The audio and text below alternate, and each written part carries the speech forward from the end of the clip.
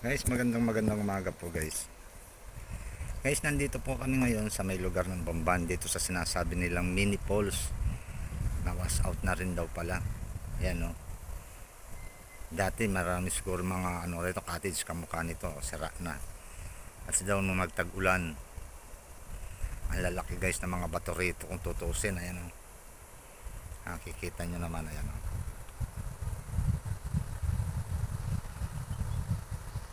Pinuntahan namin ito dahil nabasa namin nung nakaraan pagpunta namin sa Bella Montana, itong lugar na to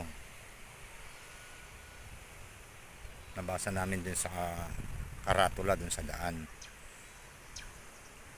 Kabundukan din ang kapaligiran nito guys. Yan o.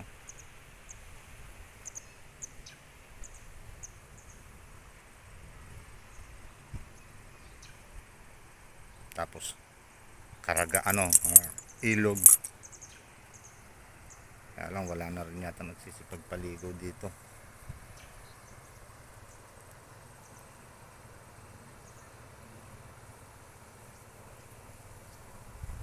Hirap ng daan, bato-bato na buhangin. Bundok talaga dito guys, tingnan nyo oh.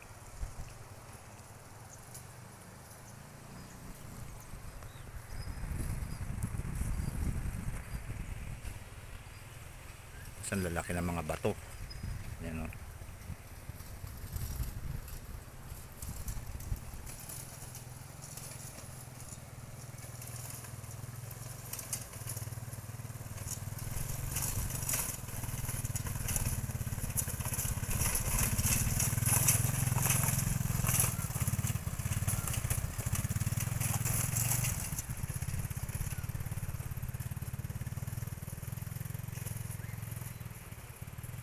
Doon mga bata oh, mga taga rito lang siguro yan. Mga yan. Sila naliligo. Ayun oh.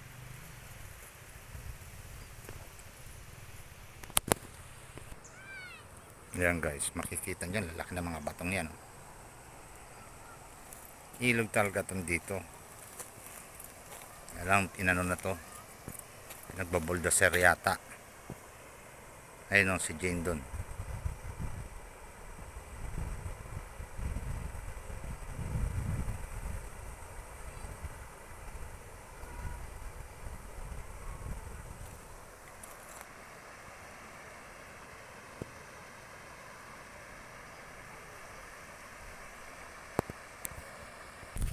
Yan guys oh.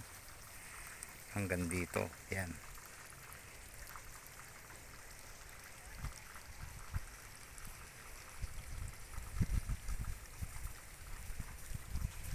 Ang laki ng mga bato.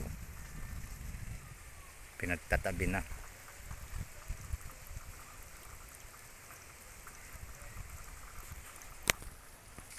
Yan o.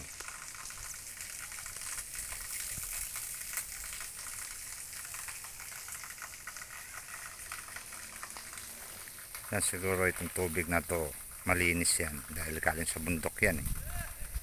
Ano?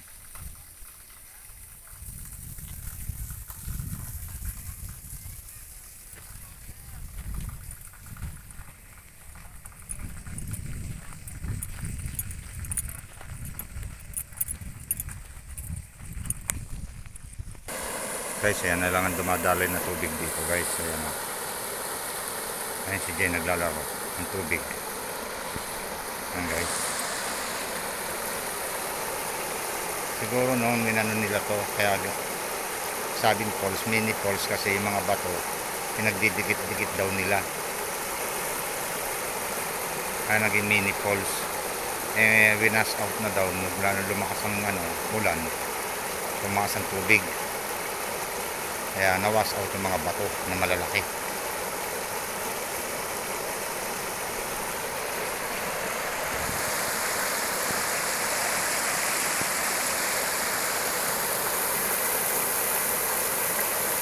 So guys, bye.